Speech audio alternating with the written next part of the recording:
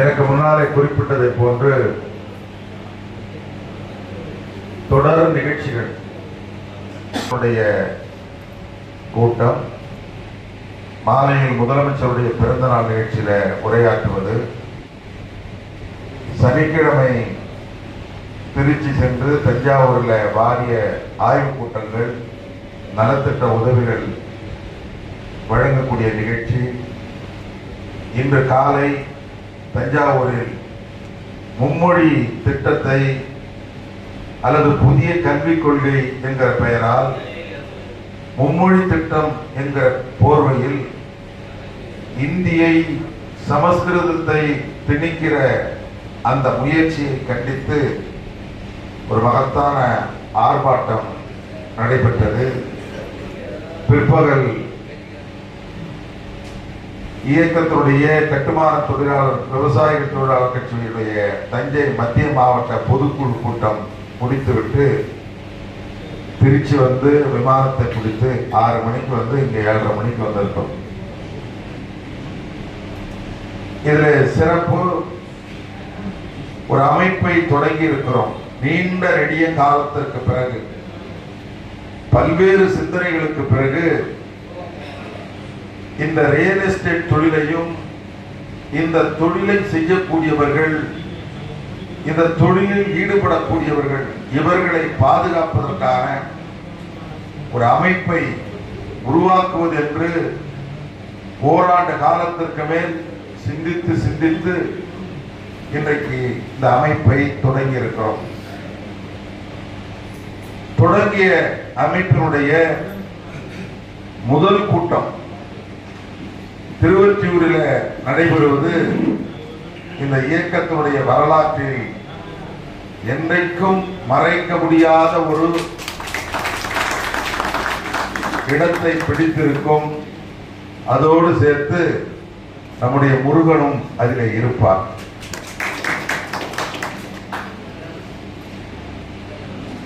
என்னை சந்திப்பதற்கு நம்முடைய மாவட்ட சுரேஷ் உள்ளிட்ட நிர்வாகிகள், சுரேஷ், வில்லியம், அதே போல நம்முடைய முருகன், இன்னும் பத்மநாபன் உள்ளிட்டவர்கள்லாம் முதல் கட்டமாக அலுவலகம் வந்தபோது முதலில் நான் முருகனை சந்தித்த போது ஒரு விவரமான சொன்னது செய்யக்கூடிய ஒரு ஆற்றலுக்கு சொந்தக்காரர் என்று நான் ஒரு முடிவெடுத்தேன்.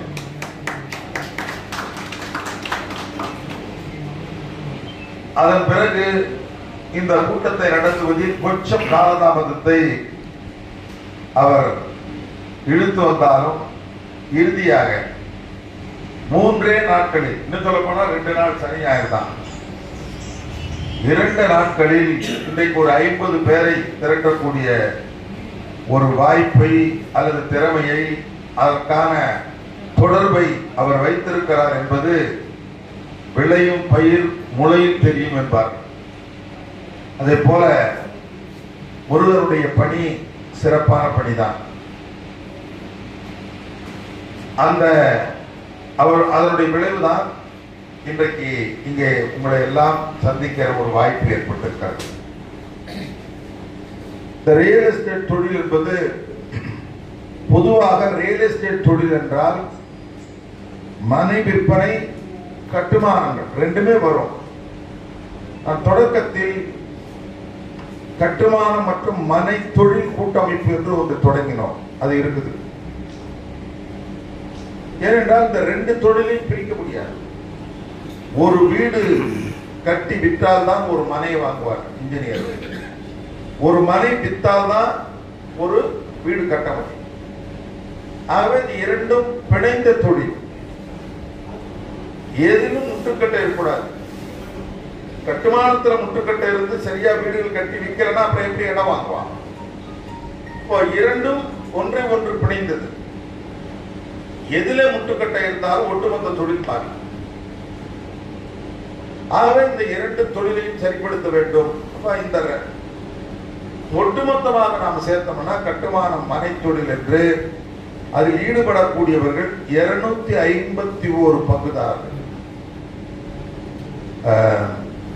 இன்ஜினியரு, பில்டரு, கான்ட்ராக்டாரரு, உற்பத்தியாளர்கள், செங்கல் சாம்பல் உற்பத்தி பண்றவர், கோரி ஓனரு, மணல் ஓனரு, அப்புறம் பத்திரம் எழுதுறவர், நிலம் வைக்கிறவர், நிலம் வாங்குறவர், தோசை வச்சிருக்கிறவர், மண் சாயல் டெஸ்ட் பண்றவர், இப்படி போய் தொழிலாளர்கள், இப்படி போய்கினே போனா பொருள் சொன்னார், பொருள் விற்பனை செய்பவர்கள், பொருளை உற்பத்தி செய்கிறவர்கள், இது எல்லாமே இந்த தொழில் நல்லா நடந்தா தான் ஒரு சிமெண்ட் விற்கும், கடைக்காரனுக்கு லாபம். இப்படி எல்லோரையும் ஒருங்கிணைத்து கிறுக்கு என்கிற அமைப்பை தொடங்கி ஒரு 4 ஆண்டு காலமாக தொடர்ந்து சிறப்பாக போய் கொண்டிருக்கிறது.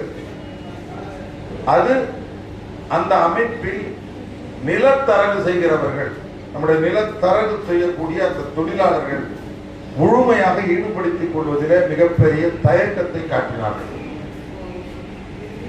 அது இன்ஜினியர்களா இருக்காங்க, எங்களுக்கு தனி ஒரு அமைப்பு வேண்டும் என்று தொடர்ந்து வலியுறுத்துவதற்கு விளைவாகத்தான் இந்த தொழிலுக்கு ஒரு அமைப்பு, அது கட்டுமான மனை தொழில் கூட்டமைப்புக்கு கீழே வர மாதிரி தான் நம்ம இதை வச்சிருக்கோம்.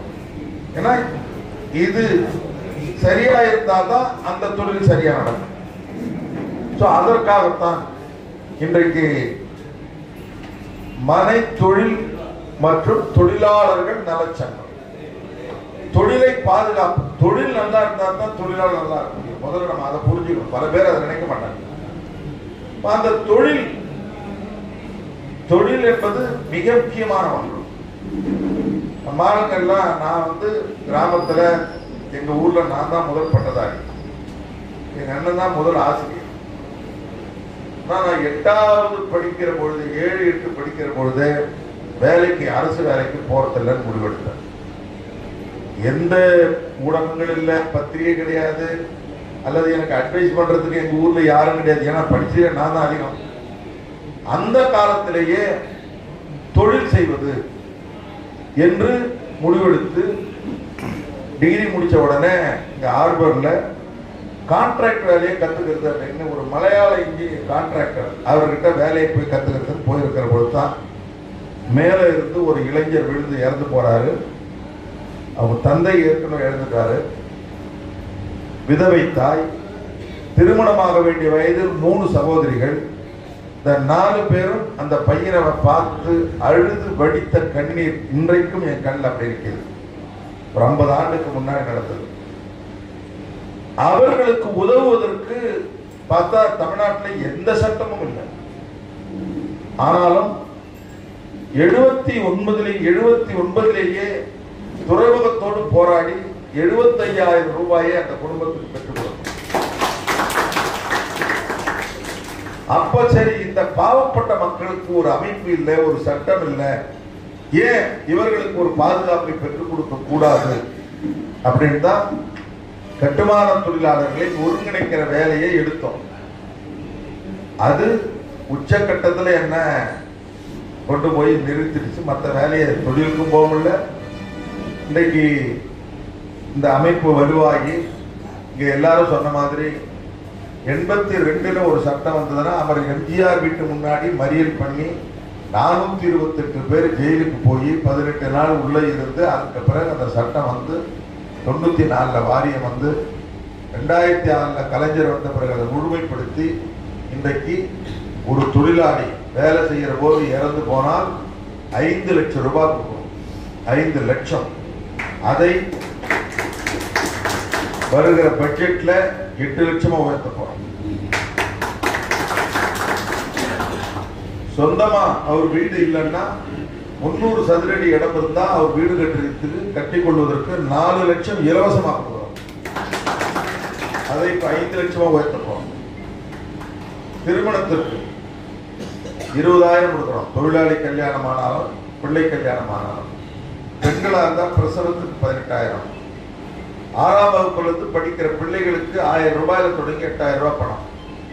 மருத்துவ கல்லூரி படிச்சா எல்லா செலவையும் வாரியம். குணப்படுத்த முடியாத நோய், கேன்சர், மாற்று இதய அறுவை சிகிச்சை, இந்த மாதிரி நோயால் பாதிக்கப்பட்ட தொழிலாளிக்கு மாசம் 1000 ரூபாய் கொடுக்கிறோம். 60 வயதானால் பென்ஷன் இன்னைக்கு 1200 ரூபாய், அதை 2000 ரூபாயை உயர்த்த சொல்லி பட்ஜெட்டுக்கு அனுப்பியிருக்கிறோம். ஒரு தொழிலாளி இறந்து போனா அவருடைய சொந்த ஊருக்கு உடலை கொண்டு போய் சேர்க்கறதுக்கு ஆகிற செலவில் 1 லட்சம் ரூபாய் வரையில் வாரியம் ஏற்று. இவ்வளவு உதவிகள் இன்றைக்கு தொழிலாளிக்கு கிடைத்திருக்கிறது. 79 அவனுக்கு நாதியே இல்லை. ஒரு 40 ஆண்டு கால போராட்டத்திற்கு பிறகு இவ்வளவு சட்ட பாதுகாப்புகளை பெற்றுக் கொடுத்திருக்கிறோம் தொழிலாளி. அதற்கு பிறகு தொழிலாளர்கள் நல்லா இருப்பாங்கன்னா தொழில் நல்லா இருக்கும். அப்ப இந்த கட்டுமான மனை தொழிலை முறைப்படுத்த வேண்டும் என்று 4 ஆண்டுகளுக்கு முன்னாடி அந்த திருக்க அமைப்பை தொடங்கணும். அதுல இருந்து இன்றைக்கு தொழிலாளர்களுக்கான ஒரு அமைப்பு வேண்டும். நிலத்தரகு செய்கிறவர்களையும் இணைத்து ஒரு தனி அமைப்பாக இருப்பதுதான் சிறப்பாக இருக்கிற அடிப்படையில் தான் இப்போ மனை தொழில் மற்றும் தொழிலாளர் நலச்சங்கத்தை உருவாக்கி இருக்கிறோம். இந்த தொழிலை பாதுகாப்பது, தொழில் தான் ஒரு மனிதனுடைய வாழ்க்கையில ஒரு மிகப்பெரிய மாற்றத்தை ஏற்படும். நீ மாசம் 50,000 ரூபாய் சம்பாதித்தினா கூட வாழ்க்கையில என்ன முன்னேறிட முடியும்? வீடு வாடகை கொடுத்து குறைஞ்சு பிடிக்க முடியாது. ஆனா ஒரு தொழில் பண்ண நல்ல முறையா நேர்மையா தொழில் பண்ணோம்னா கட்டாயம் வாழ்க்கையில முன்னேற முடியும். ஒரு பெரிய கிறிஸ்துவ தேவாலயம், இந்த தேவாலயத்துல ஒரு 40-50 பேர் வேலை செய்யறாங்க. அது காலகாலமா நடக்குது. ஃபாதர் மாறினே இருப்பாங்க. ஒரு ஃபாதர் பொறுப்பேற்ற பிறகு ஊருக்கெல்லாம் நாம கல்வியை கொடுக்கிற இந்த தேவாலயத்திலேயே படிக்காத ஆள் வேலை செய்யக்கூடாது அப்படின்னு ஒரு முடிவு எடுக்கிறாரு. குறைந்தபட்சம் 5வது படிச்சிருக்கணும் அப்படின்ற போது ஒரே ஒரு ஆள் தோட்டக்காரன் மட்டும்தான் படிக்காம இருந்தான். அவரை வேலையை விட்டு நீட்டியாச்சு. அவன் ஒரு 30-35 வருஷம் வேலை பார்த்து கல்யாணம் பண்ணி இதை நம்பி குழந்தை பெற்ற பிறகு அவன் நீட்டிட்டு அவன் எங்க போவான்? தினந்தோறும் இந்த சர்ச்சாண்டு உட்காந்து சர்ச்சையே பார்த்துட்டு இருப்பான். அப்புறம் அப்படி வந்த உடனே வர்றவங்க போறவங்க எப்ப அது டீ வாங்கி கொடு, பேப்பர் வாங்கி கொடுனாங்க. அதுல ஏதோ கொஞ்சம் காசு வந்தது. அப்புறம் பார்த்தா வீட்டுல இருந்த ஜக்கில் டீ போட்டு அதை விற்றான். இன்னும் கொஞ்சம் காசு ஆச்சு. ஒரு சின்ன டீ கடை வச்சான், பிஸ்கட் குடிச்சான், டிஃபன் கடை ஆக்கினான், வளர்ந்தது. ஹோட்டல் வச்சா, ஓஹோன்னு போகுது, பணம் கொட்டுது. பேங்க் மேனேஜர்லாம் உங்க பணத்தை எனக்கு டெபாசிட் பண்ணி கேட்கிற அளவுக்கு போயிடுச்சு. அப்போ ஒரு பேங்க்ல 50 கோடி போடுறான். பேங்க் மேனேஜர் ஃபார்மை ஃபில்அப் பண்ணி இதுல கையெழுத்து போடுன்றாரு. அவன் சொல்றான், எனக்கு கையெழுத்து போட தெரியாதுங்க, நான் படிக்கலன்றான். இந்த பேங்க் மேனேஜர் சொல்றாரு, படிக்காத போதே நீங்க இவ்வளவு திறமையா பிசினஸ் பண்ணிருக்கீங்களே, நீங்க மட்டும் கொஞ்சம் படிச்சிருந்தா அப்படின்னாராம். கொஞ்சம் படிச்சிருந்தா நான் தோட்டக்காரனா இருந்திருப்பேன். ஏன்னா ஃபாதர் நிறுத்திருக்க மாட்டாரு அப்படின்னா. அதனால தொழில், அந்த தொழிலுக்கு படிப்பு என்பது பல பேர் படிக்கிறதே வேலைக்கு நினைச்சு படிக்கிறான். அது முட்டாள்தனமான முடியும். படிப்பு என்பது, கல்வி என்பது, நீ யார், உன்னிடத்துல என்ன திறமை இருக்கு, நீ எந்த திசையை நோக்கி பயணிக்கணும், எதை நீ கையில் எடுக்க வேண்டும் என்று அடையாளம் காட்டக்கூடிய ஒளி விளக்கு தான் கல்வி. அதனால படிச்சவன்லாம் இந்த படிப்பு படிக்கிறது அதுக்காக போறதுன்றதுலாம் முட்டாள்தனம். அதை விட தொழில நீங்க சம்பாதிக்க. நான் இன்னும் சொல்ல போனால் 80ல இருந்து நான் 90 எனக்கு திருமணம் ஆகிற வரையில் நானும் ரியல் எஸ்டேட் பண்ணியிருந்தேன். இந்த அத்திப்பட்டில தான் முதல் இந்த தொழில் தொடங்கணும். அத்திப்பட்டில தான் தொழில் தொடங்கணும். இன்னைக்கு ஒரு 5-6 அசத்து நான் வாங்கினதெல்லாம் அதில் தான். இந்த பழா போன அரசியல் கொஞ்சம் வேகமா ஓட ஓட என்ன அதில் இழுத்து போய் தொழிலுக்கு பின்னுக்கு தள்ளிடுச்சு. அதனால தொழில் செய்யும் தொழில் தெய்வம் தான். இந்த தொழிலை தொழில் செய்வதற்கு கொஞ்சம் அறிவு வேணும். படிப்பு கூட வேண்டியதில்லை, அறிவு தான். படிப்பு வேற, அறிவு வேற. கொஞ்சம் அறிவு, அதிக உழைப்பு, நேர்மை, நீங்க இந்த 3 இருந்தால் இந்த ரியல் எஸ்டேட் தொழில் யாரையும் கைவிடாது.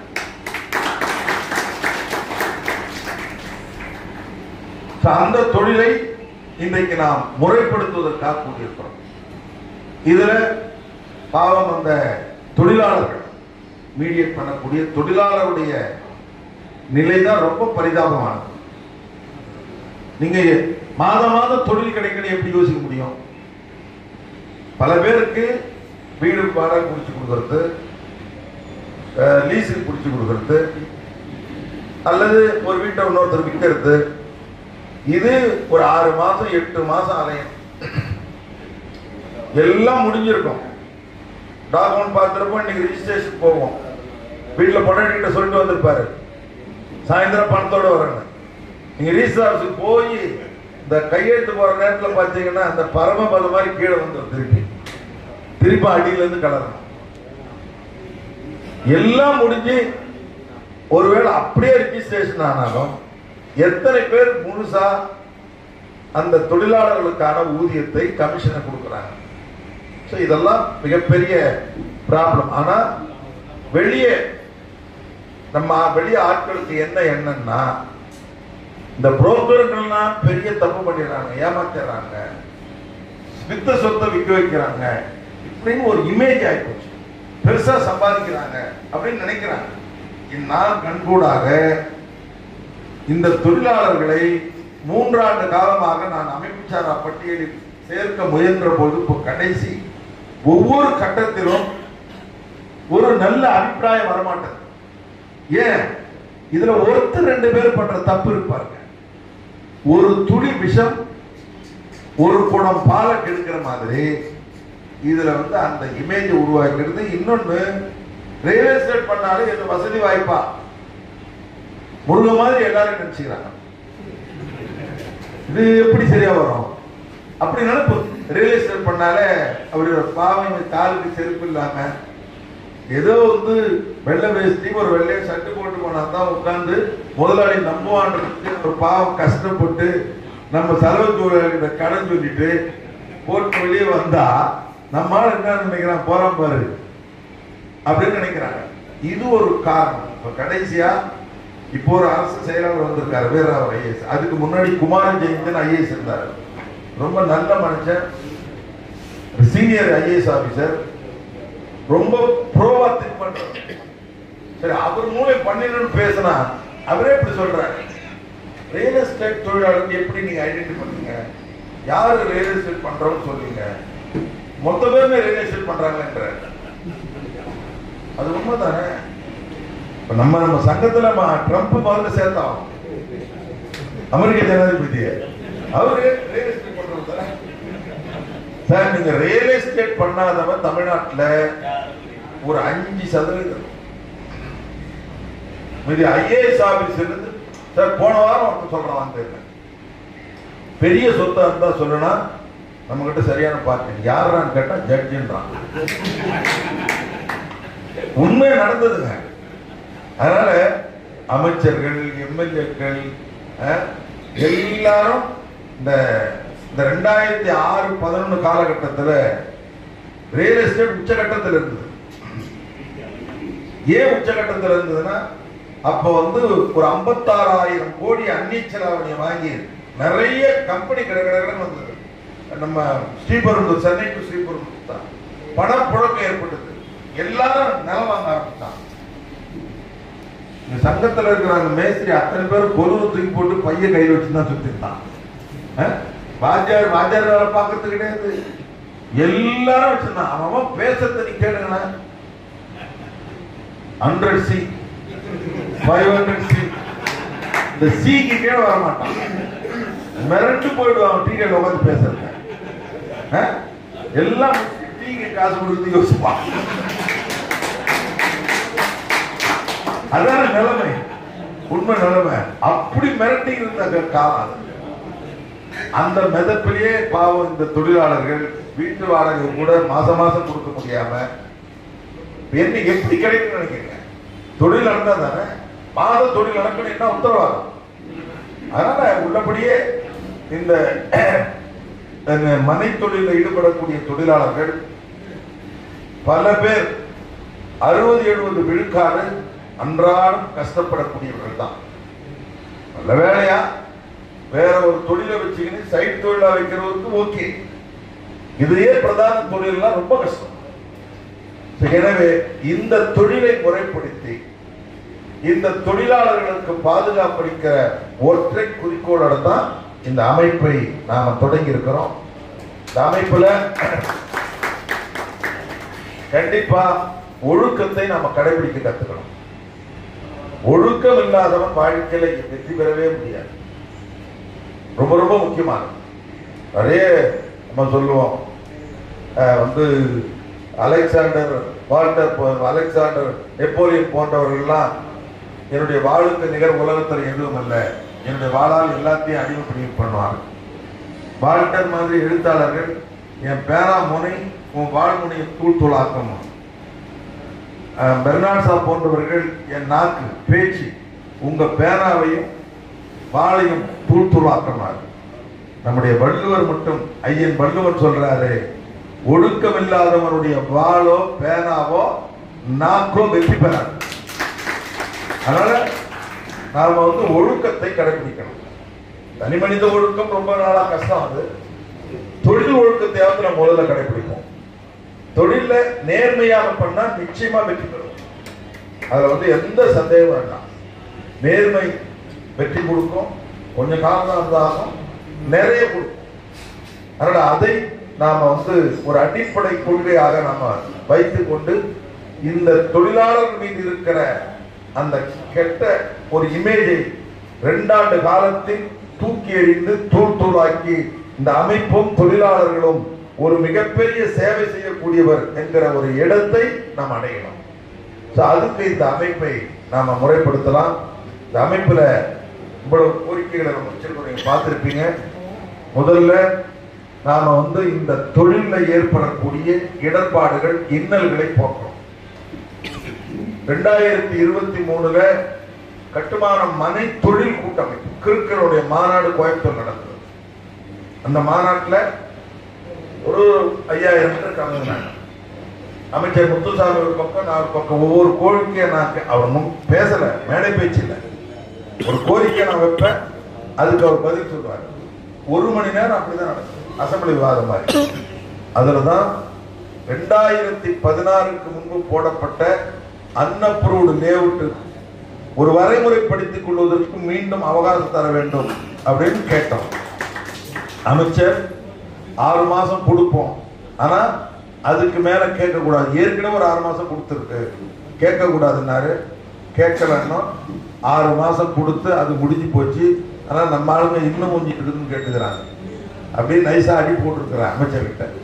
அதனால நம்ம இந்த நிகழ்ச்சியினுடைய தொடக்க விழா பெருசா வைக்கிற போது அந்த கோரிக்கையை வச்சு அன்னபுரோட அறகுறை இருக்கிறதையும் ரெகுலரைசேஷன் பண்றதுக்கு இன்னும் ஒரு 6 மாசம் டைம் நம்ம வாங்கலாம்.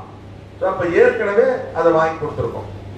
அதே போல புதிய லேஅவுட் போடுற போது ரோடுடைய விருத்தை 30 அடியா உயர்த்துற போது ஏற்கனவே இருக்கிறது 23 அடி 24 எங்க போவோம் 30 அடி.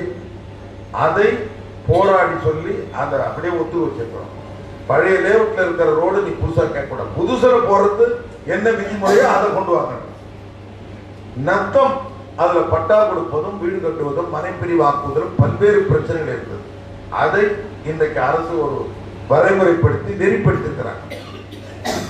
இன்னைக்கு முதலமைச்சர் கூட அண்மையில் அறிவிச்சிருக்காரு, சென்னை உட்பட்ட பகுதிகளில் பட்டா பெற முடியாமல் இருக்கிற லட்சக்கணக்கானவர்களுக்கு பட்டா வழங்குவதற்கான ஏற்பாடுகள் நடைபெறும் என்று இதெல்லாம் நாம எடுத்த முயற்சி.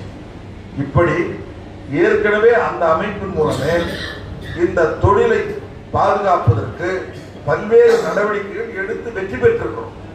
அதனால அதை நாம இந்த தொழிலில் இருக்கிற நெருக்கடிகளை நாம நீக்கணும். அதுல பிளான் சாங்ஷன் பண்றதா இருந்தாலும் பிக்சேஷனா இருந்தாலும் இன்றைக்கு ஏகப்பட்ட குளறுபடிகள் கையூட்டுகள்லாம் இருக்கு. அதை நாம முறைப்படுத்த வேண்டும். இந்த தொழிலை செய்யக்கூடியவர்களுக்கு பாதுகாப்பு. முதல்ல இந்த நிலத்தரகு செய்யக்கூடியவர்கள் அவர்களுக்கு அரசு அங்கீகரித்து முதல்ல ஒரு ஐடி கார்டு கொடுக்கும். பத்திர எழுத்தாளர்களுக்கு ஒரு ஐடி கார்டு கொடுத்துருவோம். எனக்கு தலைவராக இருந்த குலசேகரன் அவர்கள் பத்திர எழுத்தாளர் சங்கத்தை தொடங்கினார். நீங்க அவரோட இருந்த பொறுப்பாளரான அண்மையில எங்கே பார்த்தேன். அன்றைக்கு முயற்சி எடுத்து பத்திரம் எழுதக்கூடிய தொழிலாளருக்கு ஐடி கார்டு கொடுத்தாங்க. அதே போல நிலத்தரகு தொழிலாளருக்கு அரசு ஒரு ஐடி கார்டு கொடுக்க வைக்கணும். இரண்டாவது, விற்கிறவர்களையும் வாங்குகிறவர்களையும் இணைக்கிற பொழுது அதுக்கு ஒரு எம்ஓஇ போடக்கூடிய ஒரு ஃபார்மட்டை அரசை உருவாக்கணும். முதல்ல ஒரு ஆள் நான் இவர் நிலத்தை இவர் வாங்குவார் சொன்னா இவர் மூலம் வித்தா எனக்கு நீ கமிஷன், வேற ஆள் மூலம் வித்தாங்க நீ விட்டு, அதுக்கான ஒரு ஏற்பாடு. இதெல்லாம் பெரிய சங்கடமான வேலை. ஆனாலும் அடிமேல் அடி அடித்தால் அம்மிய நகரம். நடக்காதது என்பது உலகத்தில் எதுவும் இல்லை, முடியாதது என்பது முட்டாள்களின் அகராதிகள். கண்டிப்பா இதெல்லாம் ஒரு காலகட்டத்திற்குள் நம்ம வெற்றி பெறலாம். நம்முடைய ஸ்ட்ரென்த் கூட கூட நம்முடைய போராட்ட வழிமுறைகள் மாநாடுகள் நடத்த நிச்சயமா இதில் பெறலாம். அதை ஒரு வரைமுறைப்படுத்த வேண்டும். அதே போல தொழிலாளர்களுக்கு ஒரு பாதுகாப்பான கூட்டு இன்சூரன்ஸ் திட்டத்தை கட்டாய நாம நடைமுறைப்படுத்த வேண்டும். இந்த தொழிலுக்கு ஜிஎஸ்டி இன்னைக்கெல்லாம் உச்சத்தில் இருக்கு. நீங்க தங்கத்துக்கு 6 விழுக்காடு, வைரத்துக்கு 3 விழுக்காடு. ஆனா கட்டுமான தொழிலுக்கு சிமெண்ட்டுக்கு 28, கட்டுமான தொழில் 18. இதெல்லாம் அநியாயத்துடைய உச்சம். நம்ம மாமிக்கு எதுக்கு தான் ஜிஎஸ்டி போறதுன்னு தெரியல. இந்த பேப்பர்ல ஒரு செய்தியை பார்த்த மாசத்துல எல்லோருக்கும் தேதி கொடுன்னு சொன்னார். யாரு? Marks, Karl Marx. அம்பேத்கர் சமமான கோப்பையில கொடு, ஒருத்தருக்கு பேப்பர் கப்லயும் ஒருத்தருக்கு இதுலயும் கொடுக்காது, சில்வர் கப்லயும் சமமான கோப்பையில கொடுன்னாரு. யாரு? அம்பேத்கர். பெரியார் என்ன சொன்னாரு? சமமான கோப்பையில சம அளவு கொடு, தலைவர்ன்றதுனால அதிகமாகவும் தொழிலாளர்கள் குறைவா கொடுக்காது, சமமா கொடுன்னாரு. அண்ணாவும் கலைஞரும் அதை பசித்தவருக்கு கொடு அப்படின்னு சொன்னாங்க. நம்ம மோடி அதுக்கு ஜிஎஸ்டி போடுன்னு சொன்னாங்க. இது ஒரு செய்தி வலைதளத்தில் வந்தது. அதனால வலைதளம், அதனால இன்றைக்கு முடிச்சுக்கலாம். இந்த ஜிஎஸ்டி என்பது மிகப்பெரிய பகல் கொள்ளையாகும். இங்கிருந்து நீ வசூல் பண்ணிட்டு போற, நமக்கு 1 ரூபாய்க்கு 29 பைசா. ஆனா இந்த பணம் 3.70 உத்தரப்பிரதேசம் கொடுக்குறாங்க. இதெல்லாம் மோசடியா இருக்குது. அதனால கட்டுமானம் மனை தொழில் தான் இன்றைக்கு இந்தியா போன்ற விவசாய நாடுகளில் விவசாயம் பொய்த்து போன காலகட்டத்தில் பெருவாரியான மக்களுக்கு வேலை வாய்ப்பை கொடுக்கக்கூடிய ஒரே தொழில் நம்முடைய மனை தொழிலும் கட்டுமான தொழிலும் தான். அப்ப அரசு இதுக்கு முக்கியத்துவம் கொடுக்கணுமா வேணாமா? ஜிஎஸ்டி அடியோடு 7 இல்ல 5 விழுக்காடா. இதெல்லாம் தாண்டி இந்த துறைக்கு ஒரு தனி அமைச்சரை போடணும். மத்தியிலும் மாநிலத்திலும் இந்த துறைக்கென்று ஒரு அமைச்சர். அந்த அமைச்சருடைய வேலை இந்த தொழிலில் ஏற்படக்கூடிய முட்டுக்கட்டைகளை தீர்வு செய்து இந்த தொழில் செய்பவர்களை பாதுகாப்பது மட்டுமே அவருடைய நோக்கமாக இருக்கும். அதை நாம கொண்டு வருவதற்கு தொடர்ந்து நாம் பாடுபட வேண்டும். அதே போல மற்ற நிறைய நம்ம கோரிக்கைகள் எல்லாம் வச்சிருக்கிறோம். நீங்க படிச்சிருப்பீங்க. இந்த கோரிக்கைகளை வெற்றி பெறுவதற்கு, இந்த கோரிக்கைகளை அடைவதற்கு நாம அதே போல விவசாய நிலம், வீட்டு மனை நிலம், தொழில் செய்யறதுக்கான நிலம், இது அரசு அடையாளப்படுத்தணும். அது ரொம்ப முக்கியமானது. இது ஏன்னா இப்ப ஏற்கனவே ஒருத்தர் கேஸை போட்டு ரொம்ப நாள் அதில் சிக்கல் பாட்டி விட்டாரு, ஞாபகம் இருக்கா? அது அரசே நீங்க பண்ணணும். ஆகவே அதே போல இன்னும் மிக முக்கியமானது, இப்போ ஒருத்தர் ஒரு 1 ஏக்கர் வச்சிருக்காரு. நம்ம புள்ள படிப்புக்கு ஒரு அதுல ஒரு 1/4 ஏக்கர், ஒரு 25 சென்ட் பிரிச்சு விற்கணும்னா பதிவு பண்ண மாட்டாங்க. அதை நிவர்த்தி பண்ணணும். ஏன்னா சொந்த தேவைக்கு விற்கிறோம். இது சம்பந்தமா நான் ஏற்கனவே பதிவுத்துறை அமைச்சரோட பேசியிருக்கேன். அண்ணா நீ இது சொன்னீங்கன்னா அப்புறம் எல்லாரும் என் பையனுக்கு கல்யாணம், பொண்ணுக்கு கல்யாணம், தாத்தாவுக்கு பேசி அதுன்னு சொல்லிட்டு வரோம். உண்மை எதுன்னு ஆய்ந்து அதை விற்கிறதுக்கு பண்ண இடம் கொடுக்கணும்னு சொல்லி இருக்கிறோம். அதே போல பதிவு எப்படி பாஸ்போர்ட்டுக்கு ஒரு ஏஜென்ட் வச்சு டாக்குமெண்ட் எல்லாம் சரியா இருக்கான்னு பார்த்துட்டு அப்புறம் பாஸ்போர்ட் அலுவலகத்துக்கு அனுப்புவாங்க. அப்பாயின்மெண்ட் கொடுத்தா 1/2 மணி நேரத்தில் முடிச்சுட்டு வந்துடலாம். அதே மாதிரி பதிவு நம்பர் எல்லாம் பண்ணிட்டு கடைசியா ஏதோ ஒரு சிக்கல்ல நீங்க ரிஜிஸ்ட்ரேஷன் நடக்காது. அவன் வெளிநாட்டுல இருந்து வந்திருப்பான், இந்த ரிஜிஸ்டர் பண்ணிட்டு நாளைக்கு பிளைட் ஏறதுக்கு முடிச்சிருப்பான். அதெல்லாம் இருக்காம எப்படி பாஸ்போர்ட் முறை மாதிரி முன்னாள் ஆவணங்களை எல்லாம் சரி பார்த்து டோக்கன் கொடுத்தா அந்த நேரத்துல பதிவை கட்டாயம் செய்ய வேண்டும். திருப்பி இதெல்லாம் சின்ன சின்ன பிரச்சனை. இதுதான் நமக்கு தடங்கள். அன்னைக்கு ரீச் பண்ணலன்னா அந்த ரீஸ்டேட்டோட மாறி போற காயம் பிசினஸே மாறி போயிடும், நின்று போயிடும். ஆகவே இப்படிப்பட்ட இந்த தொழிலுக்கு தடங்களாக இருக்கக்கூடிய எல்லா பிரச்சனைகளையும் தூக்கி எறிவதற்கு களைவதற்கு தான் இந்த அமைப்பை தொடங்கி இருக்கிறோம். இந்த அமைப்பை திருவொற்றியூரில் முதல்ல தொடங்கி இருக்கிறோம். நம்முடைய வில்லியம் சொன்ன மாதிரி ராமன்சர் பூங்காவில் கொட்டும் மழையில திராவிட முன்னேற்ற கழகத்தை தொடங்கி இன்றைக்கு 5-6 ஆண்டுகள் ஆட்சி பொறுப்பில் இருக்கக்கூடிய ஒரு அமைப்பு வளர்ந்திருக்கிறது.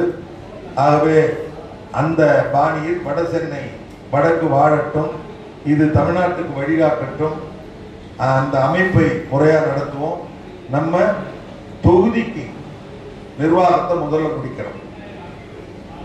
அதுக்கப்புறம் 2 தொகுதிகளை சேர்த்து ஒரு மாவட்டம். தொகுதிக்கு ஒரு 15 நிர்வாகம், தலைவர், செயலாளர், பொருளாளர், அப்புறம் துணைத் தலைவர் ஒரு 4 நாள், இணை செயலாளர் 4, துணை செயலாளர் 4, ஒரு பிஆர்ஓ நல்லா படிச்சு வலைத்தளங்களை நல்ல வேலை பார்க்கக்கூடிய செய்திகளை பரப்பக்கூடிய ஆள் கட்டாயம் ஒரு பிஆர்ஓ, ஒரு சட்ட ஆலோசகர் இருக்கணும். அந்த மாதிரி இந்த திருவொற்றியூர் தொகுதிக்கு நாம் முதல்ல தொடங்கும் நிர்வாகத்தை அமைக்கலாம். அந்த மாதிரி நிர்வாகத்தை அமைப்போம். அதே மாதிரி இன்னொரு முக்கியமானது தொழிலில் ஏற்படக்கூடிய பிரச்சனைகள். நமக்கு பணம் வரலன்னா அதுக்கு தீர்வு காண்பதற்கு வழக்கறிஞர்கள் நம்ம அமைப்பில் இருக்கிற முக்கிய நிர்வாகிகளை போட்டு ஒரு குறை தீர்ப்பாயம் என்று சட்டப்படி அறிவித்து அதன் மூலம் நம்ம போய் பிடிப்பாங்க. போய் கட்ட பஞ்சாயத்து பண்றது, இடத்தை பிடிக்கிறது, கொட்டா போடுறது இதவே வரக்கூடாது. கட்டாயம் தொழிலாளர்களுக்கு அவருடைய குறை தீர்க்கப்படும். அது சட்டப்படியா தீர்க்கும். அதுக்கு ஒரு அமைப்பை நம்ம ஏற்படுத்தும், குறை தீர்ப்பாயம் ரிட்ரஸல் மெக்கானிசம். அதுக்கான இந்த அமைப்பை நாம இன்றைக்கு தொடங்கி இருப்பதில் மகிழ்ச்சி. இவ்வளவு பேர் வந்திருக்கீங்க, ரொம்ப ரொம்ப மகிழ்ச்சி. நான் ஒரு 100 பேரை கூட்டு வர நினைச்சேன். ஆனா ஒரு வாரத்துக்கு முன்னாடியே முயற்சி பண்ணி தான் 100 பேர் கூட்டிருப்பாரு. அழைப்பே முந்தா நாள் நைட்டு தான் வந்தது. நேற்று ஒரு நாள் தான் கொடுத்துருப்பாரு, இன்னைக்கு கொஞ்சம் பேர் போன் பண்ணிருப்பாரு.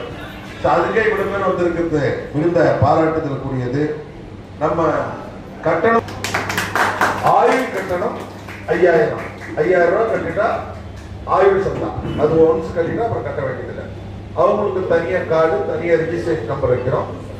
500 ரூபாய் கட்டுறவங்களுக்கு ஒவ்வொரு ஆண்டும் தன்னுடைய உறுப்பினர் சந்தாவை பதிவு பண்ணணும். உறுப்பினர் விண்ணப்ப படிவம் இருக்கு, வாங்கிக்கங்க. நிர்வாகத்தை தேர்வு பண்ணுங்க. நிர்வாகம் கண்டிப்பா ஒவ்வொரு மாதமும் கூடும், 1 மணி நேரமாவது கூடும்.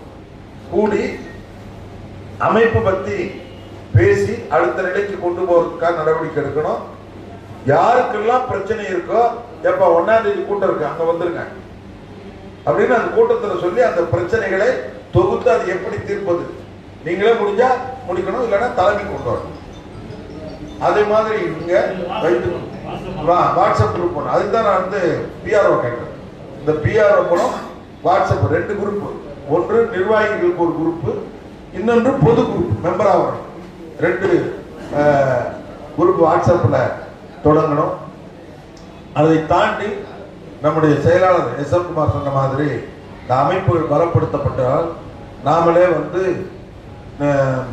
மனைகளை போட்டு கூட்டு முறையில் 10 பேர் சேர்ந்து ஆளுக்கு பணத்தை போட்டு முயற்சி பண்ணி அதை நம்ம ஆட்கள் விற்பனை செய்வதற்கான ஒரு வாய்ப்பை கொடுத்து முதலீடு செய்தவர்களுக்கும் லாபம், தொழில் செய்வதற்கும் ஒரு வாய்ப்பு என்ற முறையில கூட அதையும் அடுத்த கட்டத்துக்கு நாம கொண்டு போகலாம். இப்படி தொடர்ந்து நம்முடைய பாதுகாப்பிற்காகவும் வளர்ச்சிக்காகவும் பணியாற்றக்கூடிய இந்த அமைப்பை தொடங்கி இருப்பதில் மகிழ்ச்சி. தொடர்ந்து பணியாற்றுவோம். நன்றி, வணக்கம்.